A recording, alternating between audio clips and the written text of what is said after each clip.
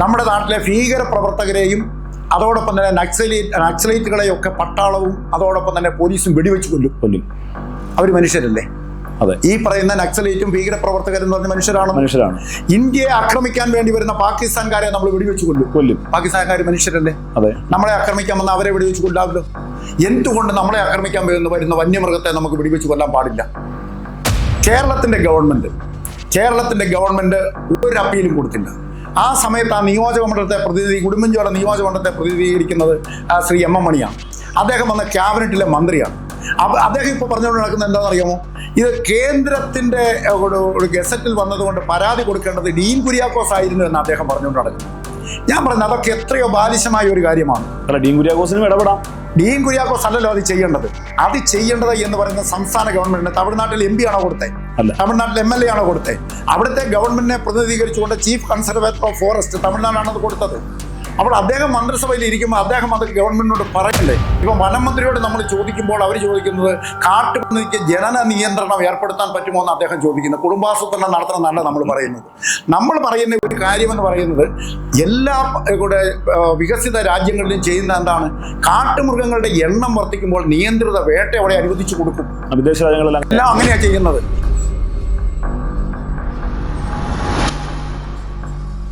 ഇന്ന് നമ്മോടൊപ്പം അതിഥിയായിട്ടുള്ളത് ജില്ലയിലെ മുതിർന്ന കോൺഗ്രസ് നേതാവും DCCയുടെ വൈസ് പ്രസിഡന്റും UDFന്റെ ചെയർമാനുമായ പ്രിയപ്പെട്ട ജോയ് വെട്ടിക്കുടിയാണ്. അദ്ദേഹം ദീർഘനാൾ കട്ടപ്പന പഞ്ചായത്ത് പ്രസിഡന്റായിരുന്നു, ജില്ലാ പഞ്ചായത്ത് മെമ്പറായിരുന്നു, കട്ടപ്പന നഗരസഭയുടെ ചെയർമാനായി പ്രവർത്തിച്ചിട്ടുണ്ട്, വൈസ് ചെയർമാനായി പ്രവർത്തിച്ചിട്ടുണ്ട്, കട്ടപ്പന സഹകരണ ബാങ്കിന്റെ പ്രസിഡന്റായി കഴിഞ്ഞ് 40 വർഷമായി പ്രവർത്തിക്കുന്ന വ്യക്തിയാണ്. അങ്ങനെ ജില്ലയിലെ സംഘടനാ പ്രവർത്തന രംഗത്ത് വിദ്യാർത്ഥി രാഷ്ട്രീയം തൊട്ട് യുവജന രാഷ്ട്രീയം തൊട്ട് ഇന്ന് ജില്ലയിലെ UDFനെ നയിക്കുന്ന ഏറ്റവും മുതിർന്ന നേതാക്കന്മാരിൽ ഒരാളാണ്. പ്രിയപ്പെട്ട ജോയ് സാറിന് ഈ സംവാദത്തിലേക്ക് സ്വാഗതം. സാറേ, 2025 നമുക്കറിയാം സാറ് കട്ടപ്പന പഞ്ചായത്ത് പ്രസിഡന്റായിരുന്ന വ്യക്തിയാണ്. ചെറുകാലം തൊട്ട് തന്നെ അദ്ദേഹത്തിൻ്റെ സാറിൻ്റെ രാഷ്ട്രീയ പ്രവേശനം എന്ന് പറയുന്നത് വിദ്യാർത്ഥി രാഷ്ട്രീയം തൊട്ട് യുവജന സംഘടന ജില്ലാ പ്രസിഡന്റായിരുന്നു. അതുപോലെ തന്നെ സംഘടനാ രംഗത്ത് നിയമസഭയിലേക്ക് മത്സരിച്ചിട്ടുണ്ട്, ജില്ലാ പഞ്ചായത്ത് മെമ്പറായിരുന്നു. കട്ടപ്പനയുടെ ഒരു ഹൃദയത്തുടിപ്പ് ഈ കഴിഞ്ഞ ഒരു 40 വർഷം വെച്ച് നോക്കുകയാണെങ്കിൽ നമുക്കറിയാം കട്ടപ്പന എന്ന് പറയുന്നത് ജില്ലയിലെ ഒരു വാണിജ്യ തലസ്ഥാനമാണ്. അതിവേഗം വളർന്നുകൊണ്ടിരിക്കുന്ന ഒരു പട്ടണമാണ് കട്ടപ്പന. ഈ കഴിഞ്ഞ ഒരു 10-40 വർഷത്തെ അനുഭവം വെച്ച് നോക്കുമ്പോൾ സാറിന് തുടക്കത്തിലുള്ള സംഘടനാ പ്രവർത്തന ശൈലിയും ഇപ്പോഴത്തെ ഒരു ശൈലിയും തമ്മിൽ എന്താണ് വ്യത്യാസം? കട്ടപ്പനയുടെ ഒരു പ്രതീക്ഷകൾ എന്താണ്? പൊതുവിൽ അങ്ങ് കട്ടപ്പനക്കാരനായതുകൊണ്ട് ചോദിച്ചതാണ്, ജില്ലയിൽ നയിക്കുന്ന ആളാണ് എങ്കിലും കട്ടപ്പനയുടെ ഒരു പ്രതീക്ഷ അതിനനുസരിച്ച് കഴിഞ്ഞ കാലങ്ങളിൽ ഒക്കെ ആ പ്രതീക്ഷകൾക്കനുസരിച്ച് ഗവൺമെന്റിന് പ്രവർത്തിക്കാൻ കഴിഞ്ഞിട്ടുണ്ടോ? ജനങ്ങളുടെ ഇച്ഛയ്ക്കൊത്ത് സർക്കാരിന് അതുപോലെ ജനപ്രതിനിധികൾക്ക് പ്രവർത്തിക്കാൻ കഴിഞ്ഞിട്ടുണ്ടോ? കഴിഞ്ഞ കാലങ്ങളിൽ ഒരു തിരിഞ്ഞുനോട്ടം ഒരു അഭിപ്രായം പറയാമോ? കട്ടപ്പന ഹൈറേഞ്ചിൻ്റെ ഒരു സ്ഥിരാകേന്ദ്രം എന്നുള്ള നിലയിൽ വളരെ പെട്ടെന്ന് വളർന്നു വന്ന ഒരു നഗരമാണ്. ഹൈറേഞ്ചിലെ തന്നെ ഏറ്റവും ആദ്യത്തെ ഒരു മുനിസിപ്പാലിറ്റിയായി, തൊടുപുഴ കഴിഞ്ഞാൽ പിന്നെയുള്ള ഒരു മുനിസിപ്പാലിറ്റിയായി വന്നത് കട്ടപ്പനയാണ്. അങ്ങനെ വളരെ വേഗതയിൽ പുരോഗതി പ്രാപിച്ചു കൊണ്ടിരുന്ന ഒരു പ്രദേശം പെട്ടെന്ന് അങ്ങോട്ട് ഒരു സ്റ്റാഗ്നൻ്റായി അല്ലെങ്കിൽ നിശ്ചലമായി നിൽക്കുന്ന ഒരവസ്ഥയിലാണ് ഇന്ന് കാര്യങ്ങൾ പോകുന്നത്. അത് കട്ടപ്പന എന്നുള്ളത് മാത്രമല്ല, ഹൈറേഞ്ചിൻ്റെ സ്ഥിതി മൊത്തം ഒരു പ്രതീക്ഷയില്ലാത്ത ഒരു നിലയിലേക്ക്, ആളുകൾക്ക് ഒരു ആത്മവിശ്വാസമില്ലാത്ത നിലയിലേക്ക് കാര്യങ്ങൾ പോകുന്നു എന്നുള്ളതാണ് കഴിഞ്ഞ കുറേ കാലങ്ങളായി നമുക്ക് ഉണ്ടായിക്കൊണ്ടിരിക്കുന്ന അവസ്ഥയാണ്. കാരണം അവിടുത്തെ ഒരു ഭൂപ്രശ്നങ്ങളും അതോടൊപ്പം തന്നെ ഈ വന്യമൃഗങ്ങളുടെ ആക്രമണവും ഒക്കെ നിമിത്തം ആളുകൾക്ക് നാളെ എന്തായി തീരുമെന്നുള്ള വലിയൊരു ആശങ്ക ആളുകളുടെ മനസ്സിൽ നിൽക്കുകയാണ്. ഇപ്പം കട്ടപ്പന തന്നെ എടുക്കുകയാണെങ്കിൽ കഴിഞ്ഞ നമ്മുടെ ഒരു നാടിൻ്റെ വികസനത്തിൽ ഏറ്റവും പ്രധാനപ്പെട്ടതാണ് ഒരു നഗരമായി വളരുക, അവിടെ കെട്ടിടങ്ങൾ ഉണ്ടാവുക, പുതിയ സംരംഭങ്ങൾ ഉണ്ടാവുക എന്നൊക്കെ പറയുന്നതാണ് ഏറ്റവും ഒരു വളർച്ചയുടെ പ്രധാനപ്പെട്ട ഘടകമെന്ന് പറയുന്നത്. എന്നാൽ ഈ വാണിജ്യ ആവശ്യങ്ങൾക്ക് വേണ്ടി കെട്ടിടം നിർമ്മിക്കുന്നതിനുള്ള പെർമിറ്റ് കൊടുക്കാൻ പാടില്ല എന്നുള്ള ഗവൺമെൻറ് ഉത്തരവ് 2019 ഓഗസ്റ്റ് മാസം 22-ാം തീയതി വന്നതിന് ശേഷം എന്ന് പറഞ്ഞാൽ കഴിഞ്ഞ 6 വർഷമായി നമ്മൾ കരുതണം. ഒരു പെർമിറ്റ് പോലും ഒരു മുനിസിപ്പാലിറ്റിയിൽ നിന്നോ അല്ലെങ്കിൽ ഒരു പഞ്ചായത്തിൽ നിന്നോ ഇടുക്കി ഹൈറേഞ്ച് പ്രദേശത്ത് ഒരിടത്തും കൊടുക്കാൻ കഴിയില്ലെന്നൊരവസ്ഥയാണുള്ളത്. അങ്ങനെ ഒരു പ്രദേശത്തോട് കാണിക്കുന്ന ഒരു വലിയ അനീതി അവിടെ നിൽക്കുകയാണ്.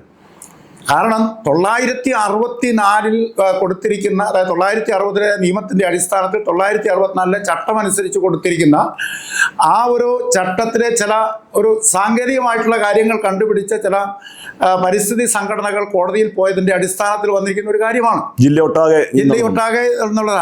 അവിടെ എൻ്റെ ഒരു പ്രശ്നം നിൽക്കുന്ന എവിടെയാണെന്ന് ചോദിച്ചാൽ 964 ചട്ടമനുസരിച്ച് പട്ടയം കൊടുത്തിരിക്കുന്നത് ഇടുക്കിയിൽ മാത്രമല്ല, ഈ സംസ്ഥാനത്ത് മൊത്തം അത് കൊടുത്തിട്ടുണ്ട്.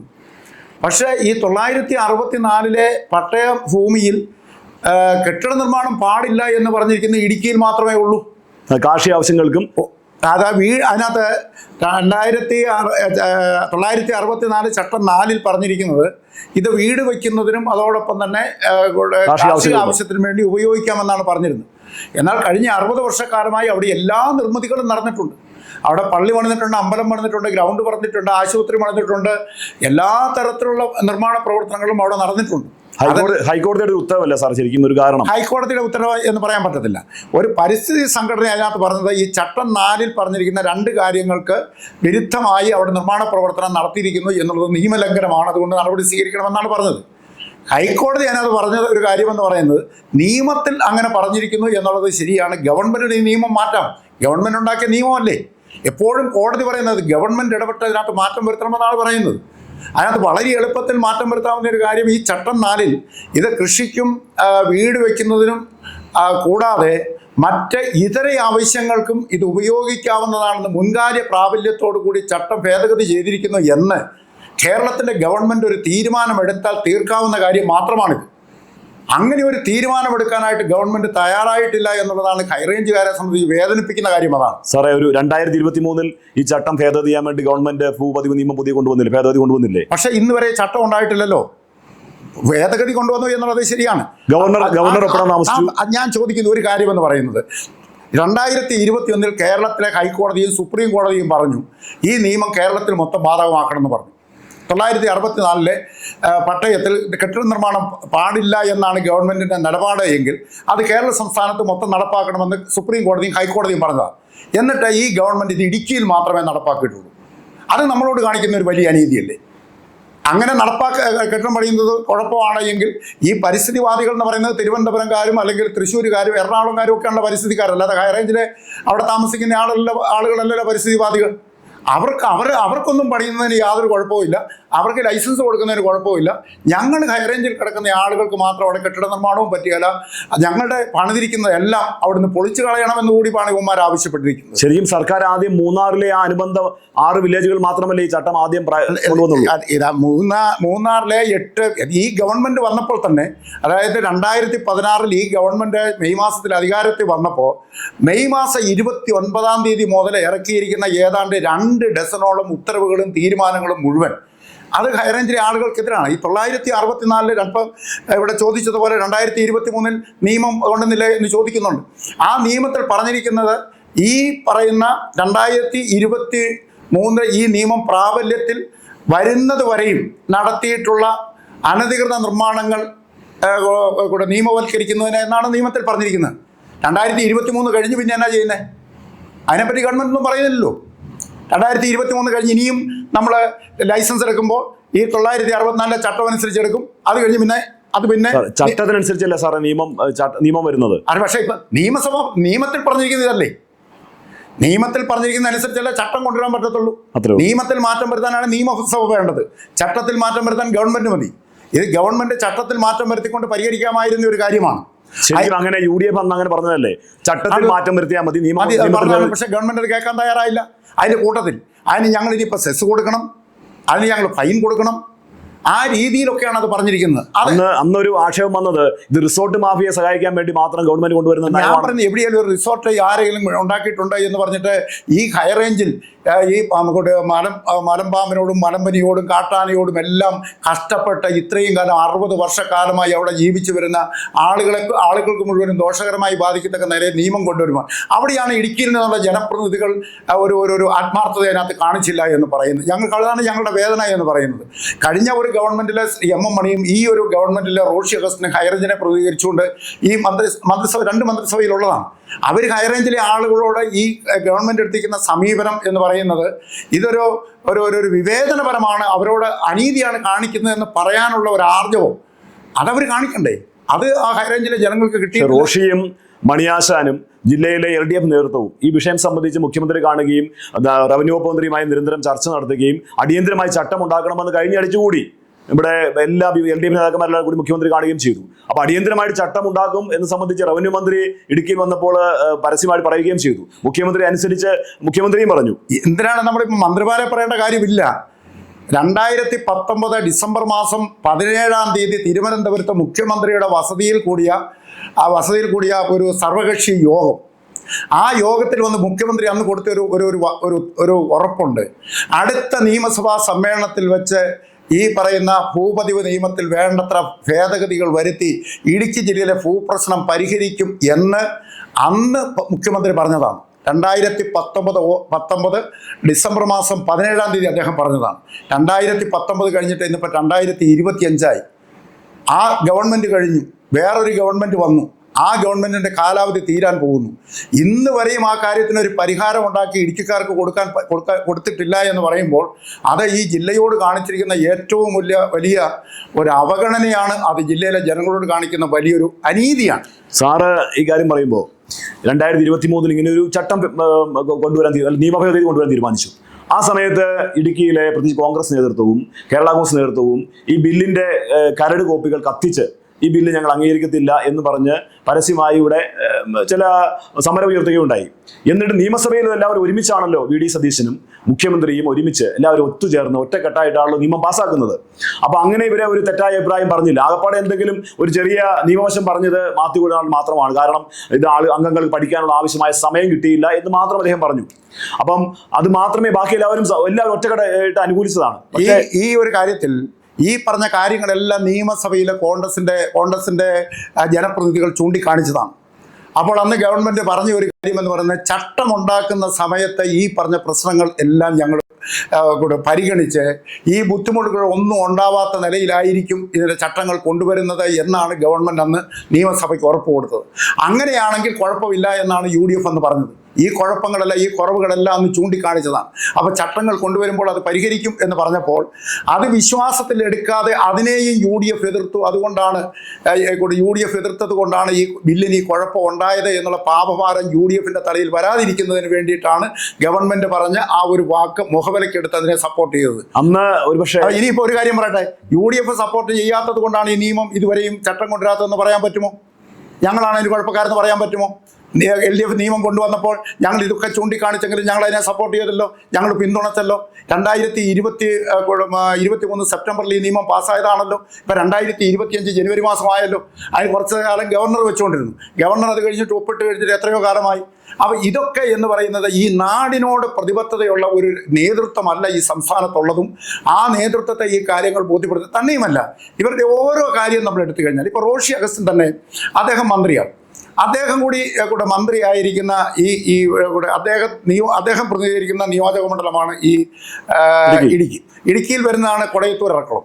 ഈ പ്രദേശത്ത് MPIPക്ക് മൂവാറ്റുപുഴ ഇറിഗേഷൻ പദ്ധതിക്ക് വേണ്ടി ഏറ്റെടുത്ത ഭൂമി, ആ ഭൂമി എന്ന് പറയുന്നത് റിസർവ് വനമായിട്ട് അവർ പ്രഖ്യാപിച്ചിരിക്കുകയാണ്.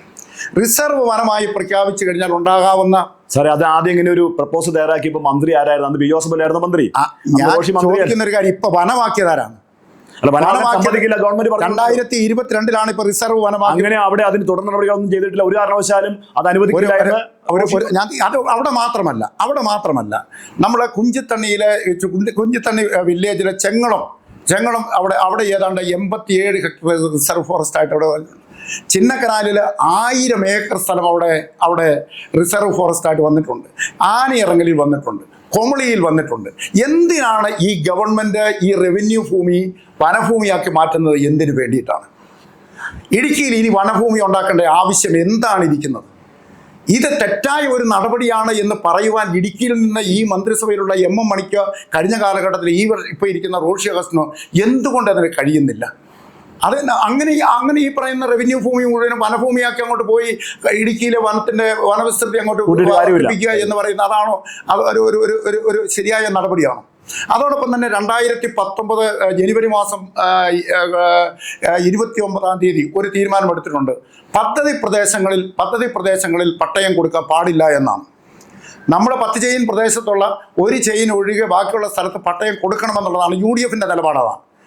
LDF നിലപാട് വന്ന് ഇരട്ടയാറ്റിൽ പട്ടയം കൊടുത്തു കഴിഞ്ഞപ്പോൾ LDF ഗവൺമെന്റ് 2019 ജനുവരി മാസം 29-ാം തീയതി തീരുമാനമെടുത്തിരിക്കുന്നത് എന്താണ്? 10 ചെയിൻ പ്രദേശത്ത് പട്ടയം കൊടുക്കേണ്ടതെന്നാണ്. അതിനാണ് ഉദ്യോഗസ്ഥന്മാർ പറഞ്ഞത് എന്താണ്? ഉദ്യോഗസ്ഥന്മാർ പറഞ്ഞിരിക്കുന്നത് അവിടെ പട്ടയം കൊടുത്തു കഴിഞ്ഞാൽ അവിടെ കൃഷി ഉണ്ടാകും, മണ്ണൊലിപ്പുണ്ടാകും, അതുകൊണ്ട് ഡാമിലേക്ക് വെള്ളം ഒഴുകി ചെല്ലും, ഡാം നികന്നു പോകുമെന്നൊക്കെയാണ് അവിടെ പറഞ്ഞിരിക്കുന്നത്. ശരിക്കും അവിടെ തിരുവനന്തപുരത്ത് ഇരിക്കുന്ന ഉദ്യോഗസ്ഥന്മാർക്ക് ഇത് അറിയാമോ? 10 ചെയിൻ പ്രദേശത്ത് ഇപ്പോഴും കൃഷിക്കാർ അവിടെ താമസിക്കുക, അവിടെ ഇപ്പോഴും കൃഷി നടന്നുകൊണ്ടിരിക്കുക. അല്ലാതെ പട്ടയം കൊടുത്ത് പുതിയ ആളുകളെ അവിടെ കൊണ്ടുപോയി താമസിപ്പിക്കാൻ വേണ്ടിയിട്ടല്ല പട്ടയം കൊടുക്കണമെന്ന് പറയുന്നത്. ഇതൊന്നും പറയാനായിട്ട് ശ്രീ MM മണിക്കും റോഷി അഗസ്റ്റിനും പറയണ്ടേ? ഇവർക്ക് ക്യാബിനറ്റിൽ ഇരിക്കുന്നവർക്കല്ലേ ഇത് പറയാൻ പറ്റത്തുള്ളൂ. അവരതവിടെ പറയണ്ടേ? പുതിയ ആളുകൾക്ക് പട്ടയം കൊടുക്കാനല്ല. അവിടെ ഇത് വർഷങ്ങളായിട്ട് അവിടെ താമസിക്കുന്ന ആളുകൾ ഇപ്പോൾ കല്ലാർകുട്ടിയിൽ സമരം നടക്കുകയാണ്. അവിടെ താമസിക്കുന്ന ആളുകൾക്ക് 50-60 വർഷമായിട്ട് താമസിക്കുന്ന ആളുകളാണ്. അവർക്ക് ഒരു ബാങ്കിൽ വെക്കാൻ പറ്റത്തില്ല, അവർ സ്ഥലം വിട്ടിട്ട് പോകാൻ പറ്റത്തില്ല, അവരുടെ പിള്ളേരെല്ലാം വളരെ കഷ്ടത്തിലാണ്. ഈ ഒരു നിലയിലാണ് ഈ 10 ചെയിൻ പ്രദേശത്ത് താമസിക്കുന്ന ആളുകളുടെ ഒരു അവസ്ഥ എന്ന് പറയുന്നത്. അവർക്കൊരു പട്ടയം കൊടുത്താൽ അവരുടെ ഒരു കൊച്ചിനെ വിദ്യാഭ്യാസത്തിന് അല്ലെങ്കിൽ ഒരു കൊച്ചിനെ പുറത്തു പോകാൻ വേണ്ടി അല്ലെങ്കിൽ ഒന്ന് കെട്ടിച്ചു വിടാൻ വേണ്ടിയിട്ട് ആ കാര്യങ്ങളൊക്കെ നടക്കത്തില്ലേ? അതിനൊരു പട്ടയം കൊടുത്താൽ എന്താണ് കുഴപ്പം? തിരുവനന്തപുരത്ത് ഇരിക്കുന്ന ഉദ്യോഗസ്ഥന്മാർക്ക് ഇത് അറിയത്തില്ല. അത് നമ്മളവരെ ബോധ്യപ്പെടുത്തി അത്തരത്തിലുള്ള തീരുമാനങ്ങൾ വരുമ്പോൾ അത് എന്ന് പറയുന്നത് നമ്മുടെ ആളുകളുടെ ഒരു അലംഭാവമായി മാത്രമേ നമുക്ക് അതിനെ കാണാൻ കഴിയൂ. അതുപോലെ തന്നെ CHR ലാൻഡിൻ്റെ കാര്യത്തിലും CHR ഭൂമി വനഭൂമിയാണ് എന്ന് ഒരു ഗവൺമെൻറ്റും ഒരു കാലഘട്ടത്തിലും പറഞ്ഞില്ല. ആദ്യമായി പറയുന്നത് പിണറായി വിജയൻ ഗവൺമെൻറ്. ആദ്യമായിട്ട് 2018 സെപ്റ്റംബർ മാസം 6-ാം തീയതി വനം വകുപ്പിൻ്റെ ഒരു വാർഷിക പതിപ്പ് അതിനകത്താണ് CHR ഭൂമി വനഭൂമിയാണെന്ന് ആദ്യമായി ഒരു റെക്കോർഡ് വരുന്നത്. അങ്ങനെയാണ്, അതിനകത്താണ് വരുന്നത്. അതിനകത്ത് നമുക്ക് ഏറ്റവും വലിയ വിഷമം എന്ന് പറയുന്നത് 2022 മെയ് മാസം 7-ാം തീയതി കേരളത്തിൻ്റെ ക്യാബിനറ്റ് കൂടിയപ്പോൾ ഈ CHR ഭൂമി വനഭൂമിയാണ് എന്ന് കേരളത്തിൻ്റെ ക്യാബിനറ്റ് തീരുമാനമെടുത്തു. അന്നേരം റോഷി അഗസ്റ്റിൻ അതിനകത്ത് മന്ത്രിസഭയിൽ അംഗമല്ലേ? അദ്ദേഹം 25 വർഷമായിട്ട് ഇവിടെ പ്രതിനിധീകരിക്കുന്ന ആളല്ലേ? അദ്ദേഹം പറയണ്ടേ ഈ CHR ഭൂമി വനഭൂമിയല്ല, ഇത് റവന്യൂ ഭൂമിയാണ് എന്ന് അദ്ദേഹം പറയണ്ടേ? അപ്പം അങ്ങനെ അത് കഴിഞ്ഞതിന് ശേഷം അന്ന് ഭയങ്കരമായിട്ടുള്ള പ്രതിഷേധം ഉണ്ടായി. അപ്പോൾ ഗവൺമെൻറ് തീരുമാനം പിൻവലിച്ചു. 2024 ജൂൺ മാസം 12-ാം തീയതി മണ്ണാർക്കാട് MLA N ഷംസുദ്ദീൻ നിയമസഭയിൽ ഒരു ചോദ്യം ചോദിച്ചു. ഈ വനഭൂമിയുടെ കാര്യവും CHRന്റെ കാര്യവും ചോദിച്ചിട്ടാണ് ചോദ്യം. AK ശശീന്ദ്രൻ കൊടുത്തിരിക്കുന്ന മറുപടിയിൽ പറഞ്ഞിരിക്കുന്നത് ഈ CHR ഭൂമി വനഭൂമിയാണ് എന്ന് റവന്യൂ വകുപ്പ് പറഞ്ഞിരിക്കുന്ന സാഹചര്യത്തിൽ ഇടുക്കിയിലെ CHR ഭൂമി മുഴുവൻ വനഭൂമിയാണ് എന്ന് അദ്ദേഹം വീണ്ടും മറുപടി കൊടുത്തു. എന്ന് പറഞ്ഞു കഴിഞ്ഞാൽ ഇപ്പം ഈ സുപ്രീം കോടതി അതുപോലെ തന്നെ 2019 റവന്യൂ സെക്രട്ടറിയുടെ ഒരു ഉത്തരവുണ്ട്. ആ ഉത്തരവനുസരിച്ച് അവിടെ വീട് വെക്കുന്നത് പോലും തടഞ്ഞിരിക്കുകയാണ്. അപ്പോൾ വീട് വെക്കാനായിട്ട് അവിടെ പറ്റത്തില്ല എന്ന് പറഞ്ഞാൽ ഒരു ലയം പോലും ഉണ്ടാക്കാനായിട്ട് അവിടെ സാധിക്കാത്ത അവസ്ഥയിലാണ്. അപ്പോൾ ഈ CHR ഭൂമി ഏതാണ്ട് 15,270 ഏക്കറോളം വരുന്ന ഈ CHR ഭൂമി വനഭൂമിയാണ് എന്ന് പറഞ്ഞുകൊണ്ട് ഈ ഗവൺമെൻറ്റാണ് അതിനുള്ള റെക്കോർഡെല്ലാം ഉണ്ടാക്കി. അതാണ് ഈ പരിസ്ഥിതിവാദികളും അതോടൊപ്പം തന്നെ അമിക്കസ് കുറി സുപ്രീം കോടതിയിൽ കൊണ്ടുപോയി കൊടുത്തു എന്നുള്ളത് കൊണ്ടാണ് ഒക്ടോബർ മാസം 24-ാം തീയതി നമുക്കെതിരായിട്ട് അവിടുന്ന് വിധി ഉണ്ടായത്. പറഞ്ഞാൽ മനസ്സിലായോ? അപ്പം അതുപോലെ തന്നെ നമ്മൾ 2024 ജനുവരി മാസം 10-ാം തീയതി ഹൈക്കോടതിയിൽ നിന്നൊരു വിധി ഉണ്ടായി. ആ വിധി എന്ന് പറഞ്ഞാൽ 964 ചട്ടമനുസരിച്ച് കൊടുത്തിരിക്കുന്ന സ്ഥലങ്ങളിൽ മുഴുവൻ അത് മുഴുവൻ കയ്യേറ്റക്കാരാണ് എന്ന് പറഞ്ഞാണ് ഈ പരിസ്ഥിതിവാദികൾ അവിടെ വാദിച്ചത്. പറഞ്ഞാൽ മനസ്സിലായോ? ഞാൻ ചോദിക്കുന്നത് ഗവൺമെൻറ് ഇത്രയും പൈസ കൊടുത്ത് ഇത്രയും ഈ അഭിഭാഷകരെ വെച്ചിട്ടുണ്ടല്ലോ, അവിടെയുള്ളത് കയ്യേറ്റക്കാരല്ലാതെ അവിടെ കുടിയേറ്റക്കാരാണ്. യഥാർത്ഥത്തിലുള്ള ആളുകൾക്കാണ് ഈ ഗവൺമെൻറ് പട്ടയം കൊടുക്കുന്നത് എന്ന് പറയാനായിട്ട് ഇവരുടെ നാക്കെന്ത് പൊങ്ങാത്ത. രണ്ടാമത് മറിച്ച് സത്യവാങ്മൂലം കൊടുത്തായിരുന്നല്ലോ ഗവൺമെൻറ്. അത് ഞാൻ ചോദിക്കുന്ന ഒരു കാര്യം എന്ന് പറയുന്നത് ഈ കഴിഞ്ഞ ഒക്ടോബർ മാസം 24-ാം തീയതിയാണ് വിധി ഉണ്ടാവുന്നത്. പറഞ്ഞാൽ മനസ്സിലായോ? സത്യവാങ്മൂലം കൊടുത്തതെന്നാ ഒക്ടോബർ മാസം 23-ാം തീയതിയാണ് ശാരദാ മുരളീധരൻ കൊണ്ടുപോയിട്ടൊരു ഇത് കൊടുത്തത്. ഇത് എവിടെയാ ഇത് പറയേണ്ടത് ജയകൃഷ്ണ? ഇത് പറയേണ്ടത് കോടതിയിൽ വാദം നടക്കുന്ന സമയത്താണ്. ഈ വക്കീലന്മാരല്ലേ പറയേണ്ടത്? അവർ കേസിൻ്റെ സമയത്ത് ഇതിൻ്റെ തെളിവുകൾ ആ സമയത്തല്ലേ ഹാജരാക്കേണ്ടത്. വിധി പറയുന്നതിൻ്റെ തലേ ദിവസം രജിസ്ട്രാറുടെ അടുത്ത് കൊണ്ടുപോയി ഒരു സാധനം അവിടെ ഒരു കത്ത് കൊണ്ടുപോയി കൊടുത്തതിന് ശേഷം ഞങ്ങളത് അവിടെ ഫയൽ ചെയ്തിട്ടുണ്ട് എന്ന് ഇതാരെ കളിപ്പിക്കാൻ വേണ്ടി പറയുന്നതാണ്. ഈ വക്കീലുമാരുടെ പണി എന്തായിരുന്നു അവിടെ? അവരവിടെ പറയണ്ടായിരുന്നോ ഈ CHR ഭൂമി എന്ന് പറയുന്നത് റവന്യൂ ഭൂമിയാണ്, ഇത് വനഭൂമി അല്ല എന്ന് പറയേണ്ടത് അവരല്ലേ? അവരത് പറഞ്ഞോ കോടതിയിൽ? അപ്പോൾ ഇതൊന്നും എന്ന് പറഞ്ഞു കഴിഞ്ഞാൽ നമുക്കിതിനകത്ത് മനസ്സിലാവുന്ന ഒരു കാര്യം, ഈ പറയുന്ന പരിസ്ഥിതിവാദികളെയും വനം വകുപ്പിനെയും എല്ലാം അവരെ സഹായിക്കുന്നതിന് വേണ്ടിയിട്ടുള്ള ഒരു ഗൂഢസംഘം ഈ ഗവൺമെൻറ്റിൻ്റെ ഭാഗത്ത് നിന്ന് പ്രവർത്തിക്കുന്നുണ്ട്. അവർ മുഴുവൻ ഈ നാട്ടിലെ ജനങ്ങൾക്കെതിരാണ്. എന്ന് പറഞ്ഞാൽ ഹൈറേഞ്ചിലെ ജനങ്ങൾക്കെതിരാണ്. 2050 ആകുമ്പോഴേക്കും ഈ ഹൈറേഞ്ച് മുഴുവനും വനമാക്കി മാറ്റണം എന്നുള്ള ലക്ഷ്യത്തോടു കൂടി പ്രവർത്തിക്കുന്ന കുറേ ആളുകളാണ് അവിടെ വന്നുകൊണ്ടിരിക്കുന്നത്. ഈ നിലയിൽ പോയാൽ ഹൈറേഞ്ച് മുഴുവനും നശിച്ചു പോകുമെന്നുള്ളതല്ലാതെ ഇപ്പോൾ ജയകൃഷ്ണൻ ഒരു കാര്യം ചെയ്യുക, ഈ കട്ടപ്പന അപ്പുറത്തുള്ള നെടുങ്കണ്ടം, മാങ്കുളം, കഞ്ഞിക്കുഴിയുള്ള പഞ്ചായത്തുകളിൽ ഓരോ വർഷവും അവിടെയുള്ള പഞ്ചായത്തിൻ്റെ അസസ്മെൻറ്റ് രജിസ്റ്റർ എടുത്ത് നോക്കിക്കോ, അവിടെ വീടുകളുടെ എണ്ണം കുറയുകയാണ്. ആളുകളെല്ലാം അവിടുന്ന് വിട്ടുപോയിക്കൊണ്ടിരിക്കുകയാണ്. ഇങ്ങനെ ആളുകൾ ഇറങ്ങിപ്പോയി ഇത് മുഴുവൻ വനമാക്കി മാറ്റി ഫോറസ്റ്റുകാർ 15 ലക്ഷം രൂപ കൊടുത്ത് ഒരു സമാശ്വാസ ധനസഹായം കൊടുത്ത ആളുകളെ മുഴുവൻ ഇറക്കി വിടുന്നു. അത് 2021 ഏകവനം പദ്ധതി എന്ന് പറഞ്ഞിട്ട് ഏകവനം പദ്ധതി എന്ന് പറഞ്ഞിട്ട് റീബിൽഡ് കേരളയിൽ കൊണ്ടുവന്നിരിക്കുന്ന ഈ കേന്ദ്രത്തിന്റെ പദ്ധതിയായിട്ടല്ലേ വരുന്നത്? അത് കേരള ഗവൺമെന്റ് ആണല്ലോ ഈ റീബിൽഡ്. കേന്ദ്ര ഗവൺമെന്റിന്റെ ഏതെങ്കിലും ഒരു കാര്യം വന്നു കഴിഞ്ഞാൽ അത് പറ്റുകയില്ലാത്തതാണെങ്കിൽ നമ്മൾ പറ്റുകയില്ലെന്ന് പറയണ്ടേ? ഞാൻ ചോദിക്കട്ടെ, ഇപ്പം ഗവൺമെന്റിന്റെ അലംഭാവം ഓരോ കാര്യത്തിലും ഉണ്ടാവുന്നതാണ്. ഇപ്പം നമ്മുടെ ഗവൺമെൻറ് ആണ് പറഞ്ഞത് ഈ പറയുന്ന ദേശീയ ഉദ്യാനങ്ങൾക്കും അതോടൊപ്പം തന്നെ റിസർവ് ഫോറസ്റ്റിന് അല്ലെങ്കിൽ വനസംരക്ഷണ കേന്ദ്രങ്ങൾ, വന്യമൃഗ സംരക്ഷണ കേന്ദ്രങ്ങൾക്കും ചുറ്റും 1 കിലോമീറ്റർ വരെ ബഫർ സോൺ ആക്കാമെന്ന് കേരളത്തിലെ ഗവൺമെൻറ് മന്ത്രിസഭ തീരുമാനമെടുത്തു. ഭയങ്കരമായ പ്രതിഷേധം ഉണ്ടായപ്പോഴാണ് അത് പിൻവലിക്കാൻ തയ്യാറായത്. പറഞ്ഞാൽ മനസ്സിലായി. അതിനുശേഷം 2020 ഓഗസ്റ്റ് മാസം 18-ാം തീയതിയാണ് മതികെട്ടാഞ്ചോലയുടെ ചുറ്റുമുള്ള പ്രദേശം 1 കിലോമീറ്റർ ബഫർ സോൺ ആണ് എന്ന് പറഞ്ഞ കേന്ദ്ര ഗവൺമെൻറ്റിൻ്റെ ഗസറ്റിനകത്ത് വിജ്ഞാപനം വന്നു. അതിനകത്ത് പറഞ്ഞിരുന്നു ആർക്കേലും ആക്ഷേപം ഉണ്ടെങ്കിൽ 60 ദിവസത്തിനകം ഇത് കൊടുക്കാൻ പറഞ്ഞു. നമുക്കറിയാം ഒരു ഭാഗം തമിഴ്നാട് ഗവൺമെൻറ്റാണ്. തമിഴ്നാട് ഗവൺമെൻറ്റിൻ്റെ ചീഫ് കൺസർവേറ്റർ ഓഫ് ഫോറസ്റ്റ് അവിടെ ഇതിനോട് ചേർന്ന് കിടക്കുന്ന പ്രദേശം മുഴുവൻ ജനവാസ കേന്ദ്രമാണെന്നും അവിടെ ബഫർ സോൺ പ്രഖ്യാപിക്കരുതെന്നും പറഞ്ഞിട്ട് അവർ അപ്പീൽ കൊടുത്തു. അപ്പോൾ ആ പ്രദേശം മുഴുവനും 0 ബഫർ സോണാണ്. കേരളത്തിൻ്റെ ഗവൺമെൻറ് ഒരു അപ്പീലും കൊടുത്തില്ല. ആ സമയത്ത് ആ നിയോജകമണ്ഡലത്തെ ഉടുമ്പൻചോല നിയോജകമണ്ഡലത്തെ പ്രതിനിധീകരിക്കുന്നത് ശ്രീ M.M. മണിയാണ്. അദ്ദേഹം വന്ന ക്യാബിനറ്റിലെ മന്ത്രിയാണ്. അപ്പോൾ അദ്ദേഹം ഇപ്പോൾ പറഞ്ഞുകൊണ്ട് നടക്കുന്നത് എന്താണെന്നറിയാമോ? ഇത് കേന്ദ്രത്തിൻ്റെ ഒരു ഗസറ്റിൽ വന്നതുകൊണ്ട് പരാതി കൊടുക്കേണ്ടത് ഡീൻ കുര്യാക്കോസ് ആയിരുന്നു എന്ന് അദ്ദേഹം പറഞ്ഞുകൊണ്ട് നടക്കുന്നത്. ഞാൻ പറഞ്ഞത് അതൊക്കെ എത്രയോ ബാലിശമായ ഒരു കാര്യമാണ്. അല്ല, ഡീൻ കുര്യാക്കോസിനും ഇടപെടാം. ഡീൻ കുര്യാക്കോസ് അല്ലല്ലോ അത് ചെയ്യേണ്ടത് എന്ന് പറയുന്നത് സംസ്ഥാന ഗവൺമെൻറ്. തമിഴ്നാട്ടിൽ MP ആണോ കൊടുത്തത്? അല്ല. തമിഴ്നാട്ടിൽ MLA ആണോ കൊടുത്തത്? അവിടുത്തെ ഗവൺമെൻറ്റിനെ പ്രതിനിധീകരിച്ചുകൊണ്ട് ചീഫ് കൺസർവേറ്റർ ഓഫ് ഫോറസ്റ്റ് തമിഴ്നാടാണ് അത് കൊടുത്തത്. അപ്പോൾ അദ്ദേഹം മന്ത്രിസഭയിൽ ഇരിക്കുമ്പോൾ അദ്ദേഹം അത് ഗവൺമെൻറ്റിനോട് പറയണ്ടേ?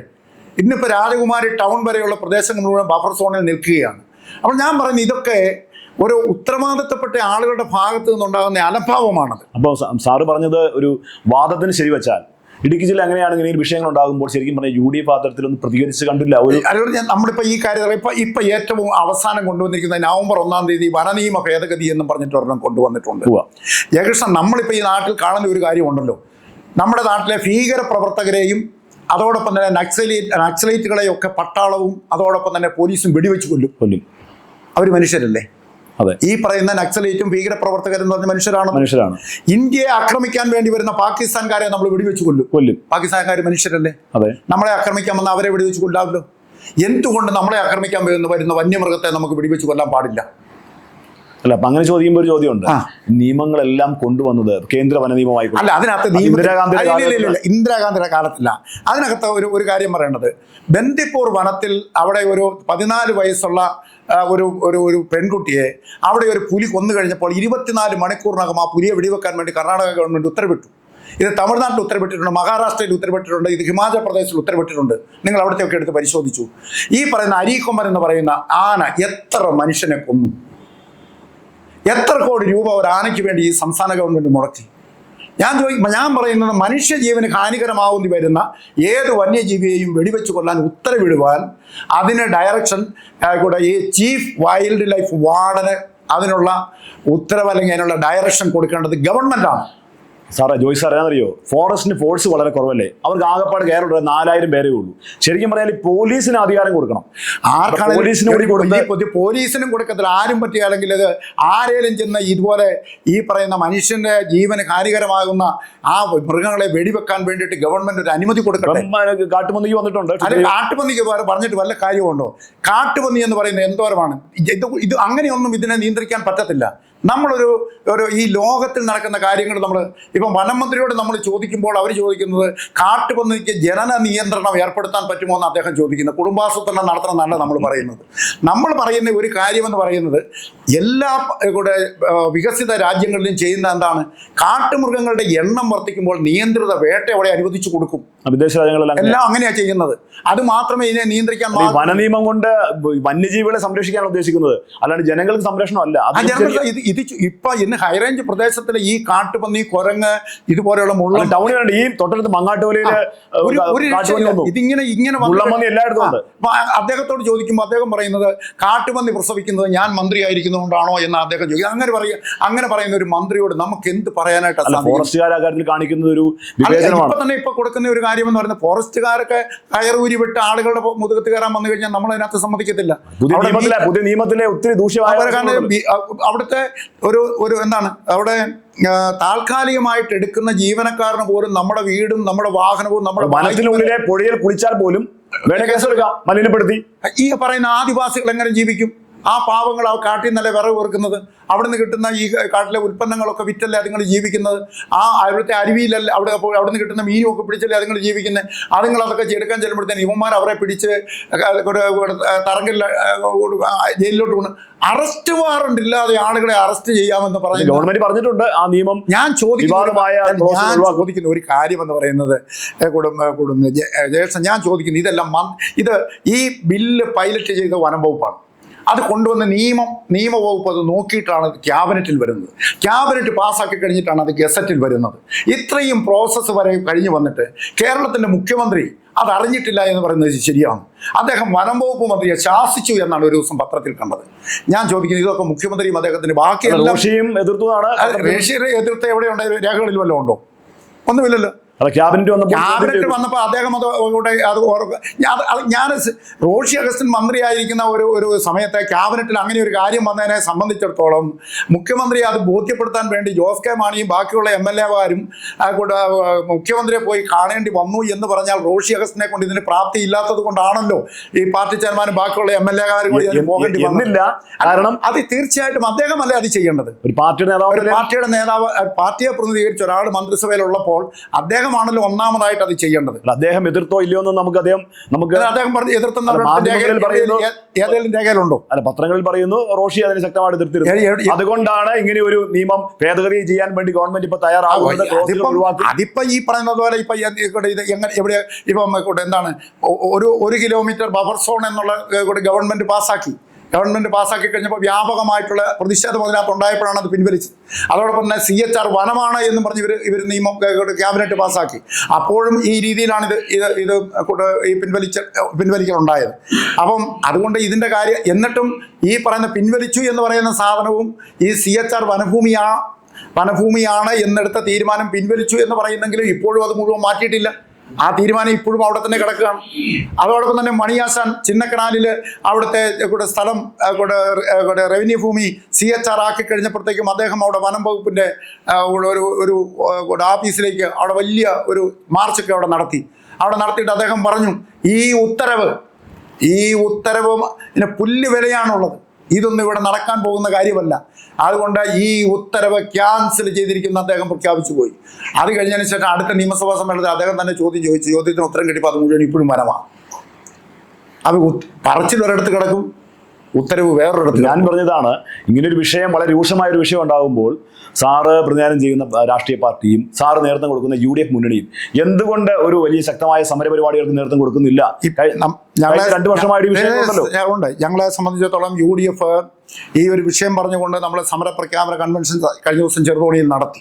അതിനുശേഷം നിയോജക മണ്ഡലങ്ങളിലേക്ക് നമ്മൾ പോയി ഇടുക്കിയിലെ വിചാരണ സദസ്സും പ്രതിഷേധ റാലിയും നവംബർ മാസം 29-ാം തീയതി 30-ാം തീയതി കട്ടപ്പനയിൽ വെച്ച് നമ്മൾ നടത്തുകയുണ്ടായി.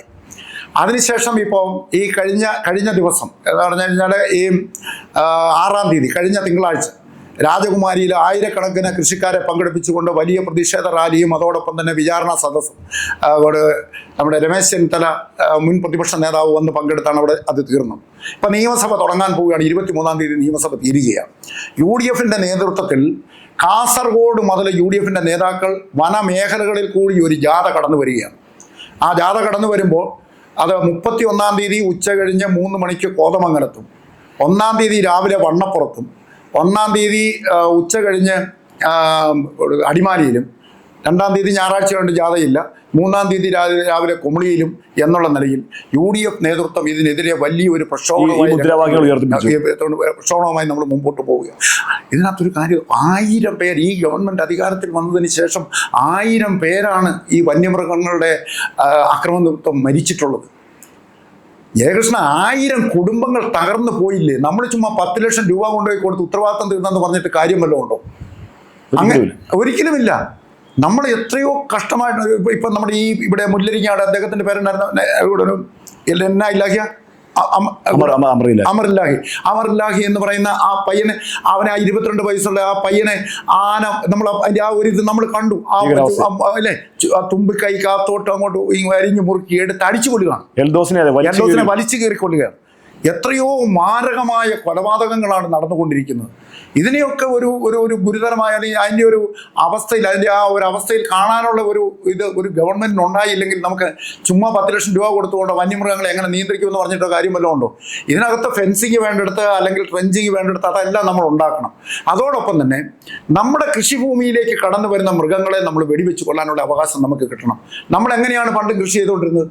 നമ്മുടെ കൃഷി ചെയ്തുകൊണ്ടിരുന്ന വനങ്ങളിലേക്ക് കടന്നു വരുന്ന ഒന്നെങ്കിൽ കുടുക്ക് വെച്ചോ അല്ലെങ്കിൽ നമ്മൾ കുഴി ഉണ്ടാക്കിയോ ഒക്കെയാണ് ഈ വന്യമൃഗങ്ങൾ. അഭിപ്രായം പറഞ്ഞു, ഇടയ്ക്ക് പറയട്ടെ. ഈ കോൺഗ്രസ് ഭരിക്കുന്ന സമയത്ത് എപ്പോഴും കുറച്ച് ഹരിത MLA മാരെന്ന് പറഞ്ഞ് വരാറുണ്ട്. അവരെപ്പോഴും ഈ പറയുന്ന ഇപ്പോഴത്തെ പ്രതിപക്ഷ ഉൾപ്പെടെയുള്ള ഒരു ഹരിത MLA മാരുടെ വിഭാഗത്തിൽപ്പെടുന്നവരാണ്. അവരെപ്പോഴും പരിസ്ഥിതി സ്നേഹം പറയുകയും, ഇപ്പം നമുക്കറിയാം നമ്മുടെ പല ആളുകളും ഇടുക്കിയിൽ ജനപ്രതിയായിരുന്ന ആളുകൾ ഉൾപ്പെടെ അല്പം പരിസ്ഥിതിവാദം പറയുകയും പരിസ്ഥിതി അനുകൂലമായ നിലപാട് സ്വീകരിക്കുകയും അവർ പരിസ്ഥിതിക്ക് വേണ്ടി നിലകൊള്ളുകയും ചെയ്തിട്ടുണ്ട്. അവരൊക്കെ ഈ പറയുന്ന ഈ വാദമോഹങ്ങൾ, പരിസ്ഥിതി സ്നേഹത്തിന്റെ വാദമോഹങ്ങൾ മൃഗസ്നേഹികളുടെ കൂടി ശരിക്കും പറഞ്ഞാൽ അന്ന് നാട്ടിലെ കർഷകർക്ക് ദ്രോഹിക്കുകയല്ലേ ചെയ്തുകൊണ്ടിരുന്നത്. അതൊരിക്കലും ശരിയല്ല. ജയശാന്ത്, ഇപ്പം പൊതുവായിട്ട് പറയാനൊരു കോൺഗ്രസ് എന്ന് പറയുന്നത് CPM പോലെയുള്ളൊരു സംഘടനയൊന്നുമല്ല.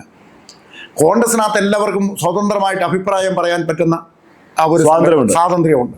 ഇപ്പം CPM നേതൃത്വം അങ്ങോട്ട് പറയുകയാണ്, ഒരു ആടിനെ പിടിച്ചിട്ട് ഇത് പട്ടിയാണ് എന്ന് പറഞ്ഞാൽ ആ പാർട്ടിക്കകത്ത് മുഴുവൻ ആളുകളും പറയും അത് പട്ടിയാണെന്ന് പറയും. പക്ഷെ കോൺഗ്രസിനകത്ത് അങ്ങനെയല്ല. കുറച്ച് പേരേലും പറയും അത് ആട് തന്നെയാണെന്ന് പറയും. അതിനുള്ള സ്വാതന്ത്ര്യമുള്ള ഒരു പാർട്ടിയാണ് കോൺഗ്രസ്. അപ്പോൾ അതുകൊണ്ട് അതിന് വ്യത്യസ്തങ്ങളായ അഭിപ്രായങ്ങൾ, ആരുടെയും 1-2 പേരുടെ അഭിപ്രായം വന്നുകൊണ്ട് അതൊക്കെയാണ് കോൺഗ്രസിൻ്റെ തീരുമാനമെന്ന് നമുക്ക് പറയാനായിട്ട് ഒരിക്കലും പറ്റത്തില്ല. പിന്നെ നമ്മൾ ഇപ്പം ഈ പറഞ്ഞ കഴിഞ്ഞ ഒരു 10 വർഷക്കാലമായി അല്ലെങ്കിൽ 8-9 വർഷക്കാലമായി ഹൈറേഞ്ചിൽ ഉണ്ടായിക്കൊണ്ടിരിക്കുന്ന ഒരു അവസ്ഥയെ സംബന്ധിച്ചിടത്തോളം ഇപ്പം ദുരന്ത നിവാരണ നിയമം അനുസരിച്ച് ദേവികുളം താലൂക്കിലെ മുഴുവൻ പഞ്ചായത്തുകളിലും ഉടുമ്പൻചോല താലൂക്കിലെ ഉടുമ്പൻചോലയും ശാന്തന്മാറി ഉൾപ്പെടെ പഞ്ചായത്തുകളിലും അവിടെയെല്ലാം റെഡ് സോൺ, യെല്ലോ സോൺ എന്ന് പറഞ്ഞ് അവിടെ തിരിച്ചവിടെ മുഴുവൻ കെട്ടിട നിർമ്മാണ നിരോധനം ഏർപ്പെടുത്തിയിരിക്കുകയാണ്. പറഞ്ഞാൽ മനസ്സിലായോ? എന്താണ് അതിൻ്റെ ശാസ്ത്രീയമായ പഠനം? ഒന്നും നടന്നിട്ടില്ല. അവിടെ ഇപ്പോൾ എവിടുന്നോ വന്നിട്ടുള്ള ഒരു വില്ലേജ് ഓഫീസറോ ഒരു താലൂക്ക് സർവേറോ, നമ്മളവിടെയൊന്നും നമ്മൾ ഒരു വികസിത രാജ്യത്തേക്ക് പോകുമ്പോൾ അവിടെയൊക്കെ ആ ഒരു ടെറൈൻ അല്ലെങ്കിൽ അവിടുത്തെ ആ ഒരു സ്ഥലത്തിൻ്റെ കിടപ്പനുസരിച്ച് അവിടെയൊക്കെ കെട്ടിടം പണിയാനുള്ള അനുമതിയും കാര്യങ്ങളൊക്കെ കൊടുക്കുന്നത് ശാസ്ത്രീയമായ പഠനത്തിൻ്റെ അടിസ്ഥാനത്തിലാണ്. തീർച്ചയായും ഇതൊന്നും ഇല്ല. ചുമ്മാ വെറുതെ അവിടെ റെഡ് സോണാണ്, മറ്റേ ആ സോണാണ്, ഈ സോണാണ് എന്ന് പറഞ്ഞ് വെറുതെ ആളുകളെ ബുദ്ധിമുട്ടിക്കും. ഇതൊക്കെ നമ്മളൊരു ശാസ്ത്രീയമായ പഠനം അതിനകത്ത് നടത്തേണ്ടത്. ശരിക്കും അങ്ങനെയാണ്. ഞാനിപ്പോൾ ഇപ്പൊ കട്ടപ്പനയിലെ ഇപ്പോൾ ഒരു കാര്യം പറഞ്ഞാൽ, കട്ടപ്പന മുനിസിപ്പാലിറ്റിയിലെ കല്യാണത്തണ്ടിൽ അവിടെ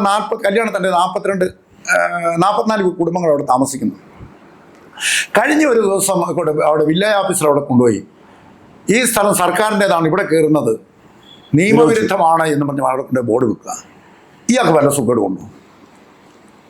പലയിടത്തും മനോപ ഉദ്യോഗസ്ഥന്മാര് അല്ല, ഞാൻ ചോദിക്കുന്നത് ഇവർക്ക് അവിടെ ഞാൻ ചോദിക്കുന്നത് അവിടുത്തെ 44 വീട്ടുകാരെങ്ങോട്ട് പോകും? അതിൻ്റെ അപ്പുറത്ത് താമസിക്കുന്നു. ഇപ്പം ജയകൃഷ്ണൻ അവിടെ ഇരിക്കുന്നു, ഞാൻ ഇവിടെ ഇരിക്കുന്നു, എനിക്ക് പട്ടയമുണ്ട്, അവിടെ ഇരിക്കുന്ന ജയകൃഷ്ണന് പട്ടയമില്ല. അതിൻ്റെ കാര്യമെന്ന് പറയുന്നത് നമ്മുടെ ഇടയ്ക്ക് ഒരു ചെറിയ ടീപ്പോയി കിടക്കുന്നു എന്നുള്ളത് കൊണ്ട് ടീപ്പോയിക്ക് അപ്പുറത്തുള്ളവന് പട്ടയമില്ല, ഇപ്പുറത്തുള്ളവർ. എന്തൊരു ന്യായമായതൊക്കെ! ശാസ്ത്രീയമായി യാതൊരു മാനദണ്ഡവും ഇല്ല. അത് അങ്ങനെ നമ്മൾ പറയാൻ പാടില്ല. എനിക്ക് പട്ടയമുണ്ട്, എനിക്ക് ലോൺ എടുക്കാം, എൻ്റെ വീതം വെച്ച് പിള്ളേർക്ക് കൊടുക്കാം, ഇതെല്ലാം കഴിയും. ജയകൃഷ്ണന് ഒരു രക്ഷയില്ല. ജയകൃഷ്ണൻ ഇത് കൂടെ അതിനൊരു വില്ലേജ് ഓഫീസിൽ ജയകൃഷ്ണൻ്റെ വീടിൻ്റെ നമ്പർ പോലും ഇല്ല, കറണ്ട് കണക്ഷൻ പോലും എടുക്കാൻ നിവൃത്തിയില്ല. ആ ഒരു നില ജയകൃഷ്ണൻ നിൽക്കുകയാണ്. ആളുകളോട് കാണിക്കുന്ന അനീതിക്ക് ഒരു പരിധിയില്ലേ? അത് ഞാൻ പറഞ്ഞത്, ഇതെല്ലാം ഒരു ഉദ്യോഗസ്ഥന്മാരുടെ തോന്നിവാസത്തിന് ഇത് വിട്ടുകൊടുക്കുന്നുണ്ട്. ഇതിനൊക്കെ ഒരു മാറ്റം. ഉദ്യോഗസ്ഥ ഭരണമാണ് നടക്കുന്നത്. എല്ലാ ഞങ്ങളുടെ കാലത്ത് UDF-ന്റെ കാലത്തും കുറേയൊക്കെ നടത്തുന്നുണ്ട്, ഞാൻ പറയുന്നില്ല. പറഞ്ഞാൽ മനസ്സിലായോ? ആ ഒരു രീതിക്ക് മാറ്റം ഉണ്ടാവണം.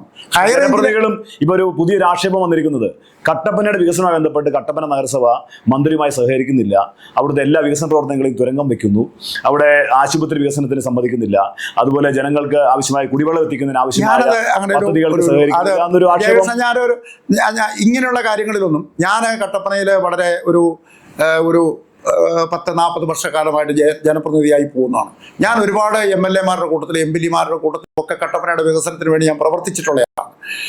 ആ ഒരു നിലയിൽ കൂടെ ഞങ്ങളൊന്നും ഒരു കാലഘട്ടത്തിലും ഒരാളുടെ രാഷ്ട്രീയ നിറം നോക്കി വികസന പ്രവർത്തനങ്ങളെ നമ്മൾ കാണാറില്ല. അവിടെ ഒരു MLA ഉണ്ടെങ്കിൽ MP ഉണ്ടെങ്കിൽ അയാളിലൂടെ നമുക്ക് കിട്ടാവുന്ന ആ കാര്യങ്ങൾ എന്തൊക്കെയുണ്ടെങ്കിലും, ഇപ്പം ഈ ഫ്രാൻസിസ് ജോർജൊക്കെ LDF-ൽ നിന്ന് MP ആയിരിക്കുന്ന കാലഘട്ടത്തിലും ഒക്കെ ഞങ്ങൾ അദ്ദേഹത്തിൻ്റെ അടുത്തൊക്കെ നമ്മൾ പോകാറുണ്ട്, നമ്മൾ പൈസ വാങ്ങിക്കാറുണ്ട്, ആ ഒരു നിലയിലൊക്കെ പോകാറുണ്ട്. പിന്നെ അതിനൊരു സ്മൂത്തായിട്ടുള്ള ഒരു ബന്ധത്തിൽ ആ കാര്യങ്ങൾ പോവുക എന്നുള്ളതാണ് വളരെ പ്രധാനപ്പെട്ട ഒരു. പിന്നെ ഞാനൊരു കട്ടപ്പനക്കാരനായി ഞാൻ റോഷി അഗസ്റ്റിനെതിരെ അങ്ങനെ വ്യക്തിപരമായ വേറെ ആക്ഷേപങ്ങളൊന്നും ഞാൻ പറഞ്ഞത് വെച്ച് മന്ത്രി ഒരു രാഷ്ട്രീയ വിഭജനം കാണിക്കുന്നു എന്നൊരു അഭിപ്രായം ഉണ്ടോ?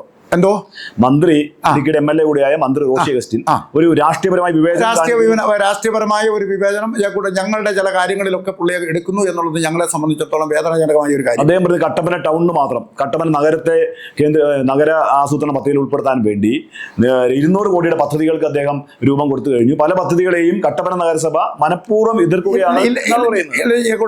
ഇപ്പം കട്ടപ്പന ആശുപത്രിയുടെ ഒരു കാര്യത്തിൽ, കട്ടപ്പനയുടെ ആശുപത്രിയുടെ കട്ടപ്പനയുടെ ആശുപത്രിയുടെ ആ ഒരു വികസനത്തിന് വേണ്ടിയിട്ട് ഉള്ള സ്ഥലത്ത് കെട്ടിടം പണിയാൻ വേണ്ടി ഞാൻ ചെയർമാനായിരുന്ന സമയത്ത് 40 കോടി രൂപയുടെ DPR പാസ്സാക്കി നമ്മൾ DHS-ൻ്റെ അടുത്തിരിപ്പുണ്ട്. മന്ത്രി അതങ്ങ് നടപ്പാക്കട്ടെ, സ്ഥലം മേടിക്കുന്നത് പോട്ടെ, അത് നമുക്ക് സ്ഥലം മേടിച്ച് വരാൻ ചെയ്യാം. അവിടെ വെറുതെ പഴയ കെട്ടിടം വരുന്ന സ്ഥലമാണ്, അവിടെ എല്ലാം വെറുതെ കിടക്കുകയാണ്. ആ നിർമ്മാണം നടന്നുകൊണ്ടിരിക്കുകയാണല്ലോ. ഇല്ല, അവിടെ ഇപ്പം വന്നിരിക്കുന്നത് ആ കെട്ടിടം പണിച്ചുമാരി 17 കോടിയുടെ മാത്രമേ ഉള്ളൂ. 40 കോടിയുടെയാണ് നമ്മൾ കൊടുത്തിരിക്കുന്നത്. ആ 40 കോടിയുടെ അദ്ദേഹം അങ്ങ് ചെയ്യട്ടെ. ടാങ്ക് പണിയാൻ സ്ഥലം കൊടുത്തില്ലെന്ന് പറയുന്ന ഒരു ആക്ഷേപം. ഏതാ ടാങ്ക് പണിയാനായിട്ട് സ്ഥലം എന്ന് പറയുന്നത്? ഈ കെട്ടിടം പദ്ധതിയിൽ ഉൾപ്പെടുത്തി ഇതങ്ങൾ പൊളിച്ചു മാറ്റി കഴിയുമ്പോഴത്തേന്, ഇപ്പോഴത്തെ കെട്ടിടം പൊളിച്ചു മാറ്റി കഴിയുമ്പോഴത്തേന് അവിടെ ഈ പറയുന്ന ടാങ്ക് ഉൾപ്പെടെയുള്ള എല്ലാ കാര്യങ്ങളും ഉൾപ്പെടുത്തിക്കൊണ്ടാണ് DPR കൊടുത്തിരിക്കുന്നത്. അത് മാത്രമല്ല, എല്ലാ കാര്യങ്ങളും അതിനകത്ത് ഉൾപ്പെടുത്തിയിട്ടുണ്ട്. അപ്പം ഇതിനകത്ത് ഇപ്പം നമുക്കറിയാമല്ലോ, ഇപ്പോൾ ഒരു സ്ഥലം മേടിക്കാൻ പോകുമ്പോൾ ഉണ്ടാകുന്ന ഒരു ബുദ്ധിമുട്ട് എന്ന് പറയുന്നത് തറവല മാത്രമേ മുനിസിപ്പാലിറ്റിക്ക് കൊടുക്കാൻ പറ്റത്തുള്ളൂ. കട്ടപ്പന ടൗണിൽ തറവലയ്ക്കാരേലും സ്ഥലം തരുമോ? അപ്പോൾ അതിൻ്റെ ബാക്കി വരുന്ന പൈസ എങ്ങനെ ഉണ്ടാക്കി കൊടുക്കും? അങ്ങനെ പൈസ ഉണ്ടാക്കി കൊടുക്കുന്നിടത്ത് നമ്മൾ വേറെ പൈസ ഉണ്ടാക്കി കൊടുത്തെങ്കിലേ പറ്റത്തുള്ളൂ. അവിടെയൊക്കെയാണ് മന്ത്രിയും ഞങ്ങളൊക്കെ പല സന്ദർഭങ്ങളിലും നടത്തിയിരിക്കുന്നത്. വികസന കാര്യത്തിൽ ഇപ്പം ജോയ് സാർ പറഞ്ഞതുപോലെ ഒരു എല്ലാ രാഷ്ട്രീയ പാർട്ടികളും കൂടി ചേർന്ന് എല്ലാവരും MP കോൺഗ്രസ്, മന്ത്രി LDF-കാരനാണ്. അപ്പം നിങ്ങൾ കട്ടപ്പന അതിനിപ്പം നഗരസഭ ഭരിക്കുന്നത് UDF ആണ്. അപ്പൊ എല്ലാവരും ഒത്തൊരുമിച്ച് ഒരു അമിക്കബിൾ ആയിട്ടൊരു സെറ്റിൽമെന്റ് വികസനത്തിന്റെ പേരിൽ ഉണ്ടാക്കി കഴിഞ്ഞാൽ ഈ പ്രശ്നങ്ങൾ പരിഹരിക്കാൻ പറ്റും. അതുകൊണ്ട് അതിനാദ്യം മുൻകൈ എടുക്കേണ്ടത് ഏറ്റവും തലപ്പത്തിൽ നിൽക്കുന്ന ഞങ്ങളെ എല്ലാവരും സഹകരിപ്പിക്കേണ്ട ഉത്തരവാദിത്വം എന്ന് പറയുന്നത് മന്ത്രിയുടെയാണ്. അദ്ദേഹമാണ് ഞങ്ങളെ എല്ലാവരും വിശ്വാസത്തിലെടുത്ത് ആ കൂട്ടത്തിൽ നിർത്തി കൊണ്ടുപോകേണ്ട അദ്ദേഹമാണ്. ഞങ്ങളെല്ലാവരും ഈ പറഞ്ഞ പോലെ അദ്ദേഹത്തിന് തുറക്കം വെക്കുന്നവരാണെന്ന് പറഞ്ഞ് പുള്ളി ഞങ്ങളെ അകറ്റി നിർത്തി. കഴിഞ്ഞ ഇടയ്ക്ക് ഒരു ചെറിയ വിവാദം ഉണ്ടായല്ലോ, ജോയ് സാറ് മന്ത്രിയെക്കുറിച്ച് അല്പം വിവാദപരമായ പരാമർശം നടത്തി. മന്ത്രി ക്യാബിനറ്റിൽ പങ്കെടുക്കുന്നത് അണ്ടിപ്പരിപ്പും ചായയും കുടിക്കാൻ വേണ്ടി മാത്രമാണ്. ഞാൻ ഈ പറഞ്ഞ കാര്യത്തിൽ അദ്ദേഹത്തിൻ്റെ സ്വന്തം നിയോജക മണ്ഡലത്തിലെ ഈ പ്രദേശങ്ങൾ അവിടെ പോയിട്ട് ഒരു റിസർവ് ഫോറസ്റ്റായി പ്രഖ്യാപിച്ചപ്പോൾ അത് റിസർവ് ഫോറസ്റ്റ് ആക്കരുത് എന്ന് പറയേണ്ടത് അദ്ദേഹമായിരുന്നു. അവിടെ മുഴുവൻ ഈ കാട്ടുമൃഗങ്ങളെല്ലാം കൂടെ വന്നു കയറി കഴിഞ്ഞാൽ ഈ കൊടയത്തൂര്, ആറക്കുളം, ഈ പറയുന്ന മുട്ടം പ്രദേശങ്ങളിലൊക്കെ മനുഷ്യന് വല്ലതും ജീവിക്കാൻ കഴിയുമോ ഈ വന്യജീവികളുടെ ആക്രമണത്തിൽ? അതുകൊണ്ട് അത് ആകരുതെന്ന് അദ്ദേഹം പറയേണ്ടതല്ലായിരുന്നു. അതോടൊപ്പം തന്നെ ഈ വനനിയമം വന്നപ്പോൾ അദ്ദേഹം പറയേണ്ടതല്ലായിരുന്നു. CHR ഭൂമി വനഭൂമിയാണ് എന്ന് ക്യാബിനറ്റിൽ അങ്ങനെ ഒരു ഇത് വന്നപ്പോൾ അദ്ദേഹം പറയേണ്ടായിരുന്നു അത് തെറ്റാണ്, അത് വനഭൂമി അല്ല, അത് റവന്യൂ ഭൂമിയാണെന്ന് പറയാനുള്ള ഉത്തരവാദിത്വം അദ്ദേഹത്തിന് ഇല്ലായിരുന്നു. അദ്ദേഹം പറഞ്ഞെന്ന് പറഞ്ഞിട്ട് ഇത് അങ്ങനെ നമ്മളോട് ചുമ്മാ പറഞ്ഞിട്ട് കാര്യം വല്ലതും ഉണ്ടോ? ഇപ്പം മണിയാശാൻ പറയുന്ന പോലെ വർത്താനം പറയരുത്. കാരണം എന്താണെന്ന് ചോദിച്ചാൽ മണിയാശാൻ ഭരിക്കുകയാണ്, എന്നിട്ട് പാർട്ടി സമ്മേളനത്തിൽ പോയി അദ്ദേഹം പറയുന്നത് എന്താണ്? നമ്മൾ ഭരണപക്ഷത്തായാലും പ്രതിപക്ഷത്തായാലും നമ്മൾ പോരാട്ടം തുടരണം. അപ്പോൾ പോരാടാൻ ഭരിക്കാൻ വന്നാലും നമ്മൾ പോരാടുകയാണ് ചെയ്യേണ്ടത്. ഭരിക്കാൻ വരുമ്പം നമ്മൾ ഏതിനു വേണ്ടിയിട്ടാണോ പോരാട്ടം നടത്തിയിരിക്കുന്നത് അന്ന് പറഞ്ഞ കാര്യങ്ങൾ പ്രാവർത്തികമാക്കാൻ വേണ്ടി നമ്മൾ നിൽക്കണം. അല്ലാതെ നമ്മൾ ഭരിച്ചാലും നമ്മൾ പ്രതിപക്ഷത്തായാലും പോരാട്ടം തുടരണം എന്ന് പറഞ്ഞ് നമ്മൾ അങ്ങനെ പറഞ്ഞിട്ട് കാര്യമുണ്ടോ? അപ്പോൾ അങ്ങനെയല്ലല്ലോ നമ്മൾ പറയണ്ടേ. നമ്മൾ മന്ത്രിസഭയിൽ ഇരിക്കുന്ന സമയത്ത് അവിടെ വരുന്ന കാര്യങ്ങൾ ഈ മന്ത്രിമാർക്കൊക്കെ നോട്ടൊക്കെ നേരത്തെ കിട്ടുന്നതാണല്ലോ, ക്യാബിനറ്റ് നോട്ട് നേരത്തെ കിട്ടുന്നതാണല്ലോ. അതൊക്കെ ഒന്ന് നോക്കിയിട്ട് പോയി. ഇനി അദ്ദേഹം പറഞ്ഞാൽ മാത്രം നടക്കുന്നതല്ലെങ്കിൽ ഈ മുമ്പേ ജയകൃഷ്ണൻ പറഞ്ഞതുപോലെ നിങ്ങൾ ഈ പറയുന്ന നമ്മുടെ മന്ത്രിക്ക് ഒരു പാർട്ടി ഉണ്ടല്ലോ, ആ പാർട്ടി എന്നുള്ള നിലയിൽ അദ്ദേഹത്തിൻ്റെ ചെയർമാനോടും ബാക്കി ആളുകളോടും പറഞ്ഞിട്ട് ഈ കാര്യം നമുക്ക് വിരുദ്ധമായി വരുന്ന ഒരു കാര്യമാണ്, അങ്ങനെ ഞാൻ തന്നെ പറഞ്ഞിട്ട് കാര്യം നടക്കുന്നില്ല, നിങ്ങൾ നിയമം വരുന്നതിന് മുമ്പ് തന്നെ ഇത് പറയാമല്ലോ. അല്ല, ആ നിലപാട് പാർട്ടി സ്വീകരിച്ചല്ലോ. അതിനുവേണ്ടി മുഖ്യമന്ത്രി കാണുകയും അതുകൊണ്ടാണല്ലോ മുഖ്യമന്ത്രി പോലും നിലപാട് മാറ്റിയതെന്നാണ് അറിയാൻ കഴിഞ്ഞത്. അതെ, മുഖ്യമന്ത്രി നിലപാട് മാറ്റിയിട്ട് എവിടം വരെ ഇതൊക്കെ മാറി വരും എന്നുള്ളതൊന്നും നമുക്കറിയത്തില്ല. കാരണം എന്താണെന്ന് ചോദിച്ചു കഴിഞ്ഞാൽ 2019 ഡിസംബർ മാസം 17-ാം തീയതി അദ്ദേഹം പറഞ്ഞതാണ് ഈ ഇടുക്കിയിലെ ഭൂപ്രശ്നങ്ങൾ ഭൂനിയമത്തിൽ ഭേദഗതി വരുത്തി അടുത്ത നിയമസഭാ സമ്മേളനത്തിൽ ഇതെല്ലാം മാറ്റം വരുത്തുമെന്ന് പറഞ്ഞ മുഖ്യമന്ത്രിയാണ് ഇപ്പോഴും അവിടെ ഇരിക്കുന്നത്. ഏതായാലും 60-ൽ നിയമം പാസ്സാക്കി, 4 വർഷം എടുത്തു ചട്ടം പാസ്സാക്കി വരാൻ. ഒരു സാധാരണ നമുക്കൊരു ഗ്രേസ് പീരീഡ് ഇല്ല. ഞാൻ പറഞ്ഞല്ലോ, ഇത് ഈ പറയുന്ന 2018 കോടതിയിലെ ഈ കേസ് വന്ന സമയത്ത് തന്നെ നമ്മുടെ ഈ 964 ചട്ടത്തിൻ്റെ 4 അതിൽ പറഞ്ഞിരിക്കുന്ന ഈ സ്ഥലം കൃഷിക്കും വീട് വെക്കുന്നതിനും വേണ്ടി ഉപയോഗിക്കാം എന്നുള്ളത് ഒന്ന് ഭേദഗതി വരുത്തി മറ്റ് ഇതര ആവശ്യങ്ങൾക്കും ഇത് ഉപയോഗിക്കാമെന്ന് മുൻകാല പ്രാബല്യത്തോടു കൂടി ഭേദഗതി ചെയ്തിരിക്കുന്നു എന്ന് ക്യാബിനറ്റ് ഒരു എടുത്ത കോടതിയിൽ കൊടുത്തായിരുന്നെങ്കിൽ തീരുന്ന പ്രശ്നമേ ഉണ്ടായിരുന്നുള്ളത്. അതാണ് ഇപ്പോൾ കൊണ്ടുവന്ന് ഇത്രയും ഇത് വഷളാക്കി വെച്ചിരിക്കുന്നത്. അവിടെയാണ് പ്രശ്നം. നമുക്ക് ചെയ്യാമായിരുന്ന കാര്യം കൊണ്ട്, അതായത് എന്താണ് ചെവിത്തോണ്ടി കൊണ്ട് എടുക്കാവുന്ന ഒരു കാര്യം അത് ചെവിത്തോണ്ടി കൊണ്ട് എടുക്കാതെ ഇപ്പോൾ തൂമ്പ കൊണ്ട് പോലും എടുക്കാൻ വയ്യാത്ത ഒരു സ്ഥിതിയിലേക്ക് അത് കൊണ്ടുവന്ന് എത്തിച്ചിരിക്കുന്നതാണ് UDF പറയുന്നത്. എന്തോ UDF പറയുന്നത്? UDF പറയുന്നതല്ലല്ലോ, ഇതല്ലേ സത്യം. സത്യം ഇതല്ലേ, ഞാൻ പറഞ്ഞ ഒരു സത്യമാണോ? അങ്ങനെയാണെങ്കിൽ അങ്ങനെ UDF പറയുന്നോ എന്നുള്ള നിലയിൽ അത് പറയണ്ട. ഇത് അങ്ങനെ ചെയ്യാമായിരുന്ന ഒരു കാര്യമാണ് ഇപ്പോൾ ഇവിടെ കൊണ്ടുവന്ന് എത്തിച്ചു വെച്ചിരിക്കുന്നത്.